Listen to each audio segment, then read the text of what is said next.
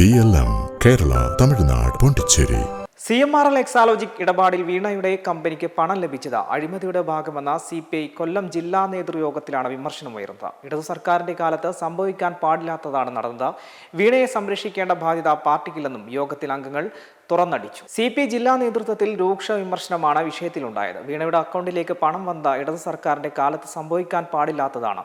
പണം വന്നെങ്കിൽ അത് അഴിമതി തന്നെ. അവരെ സംരക്ഷിക്കേണ്ട ബാധ്യത CPIക്കില്ലെന്നും അംഗങ്ങൾ പ്രതികരിച്ചു. CPM നേതൃത്വത്തിനെതിരെയും രൂക്ഷ വിമർശനമാണ് യോഗത്തിലുണ്ടായത്. CPIയുടെ വളർച്ച തടയാൻ ശ്രമിക്കുന്ന CPM ആണെന്നും കോൺഗ്രസോ BJPയോ മുസ്ലിം ലീഗോ അല്ല പാർട്ടിയുടെ തകർച്ചയ്ക്ക് കാരണമെന്നും വിമർശനമുയർന്നു. നിയമസഭാ തെരഞ്ഞെടുപ്പിൽ ചാത്തന്നൂർ മണ്ഡലത്തിൽ CPIM BJP ഡീലുണ്ടായിരുന്നുവെന്നും നേതാക്കൾ ആരോപിച്ചു. ഇതിനിടെ CMRL എക്സാലോജിക് സാമ്പത്തിക ഇടപാട് കേസിൽ ചോദ്യം ചെയ്യലിന് ഹാജരാകാൻ അവകാശം തേടി വീണ ജോർജും രംഗത്തെത്തിയിട്ടുണ്ട്. ആരോഗ്യ പ്രശ്നം ചൂണ്ടിക്കാട്ടിയാണ് വീണ സാവകാശം തേടിയത്. ബുധനാഴ്ച രാവിലെയായിരുന്നു വീണയുടെ ഇമെയിൽ EDക്ക് ലഭിച്ചത്. മുഴുവൻ രേഖകളും ചോദ്യങ്ങൾക്കുള്ള മറുപടിയും അഭിഭാഷകൻ മുഖേന സമർപ്പിക്കാമെന്നും വീണ കത്തിൽ പറയുന്നു. EDയുടെ നിലപാട് ഇന്ന് വീണയെ അറിയിക്കാനും സാധ്യതയുണ്ട്. അനാരോഗ്യം ചൂണ്ടിക്കാട്ടി അവധി തേടിയാൽ മെഡിക്കൽ രേഖകളടക്കം സമർപ്പിക്കുന്ന പക്ഷം പരിഗണിക്കുമെന്നതാണ് EDയുടെ രീതി. എന്നാൽ കള്ളപ്പണം വെളുപ്പിക്കൽ തടയൽ നിയമത്തിലെ PMLA വകുപ്പ് 50 പ്രകാരം കക്ഷി നേരിട്ട് ഹാജരാകണമെന്നാണ് വ്യവസ്ഥ.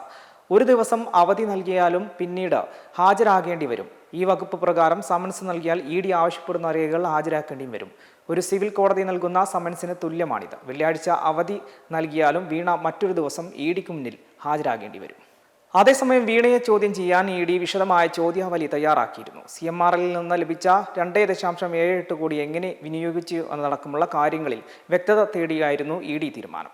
CMRL ഉദ്യോഗസ്ഥർ മുൻപ് നൽകിയ മൊഴികൾ അടിസ്ഥാനമാക്കിയും ചോദ്യം ചെയ്യൽ ED തീരുമാനിച്ചിട്ടുണ്ട്.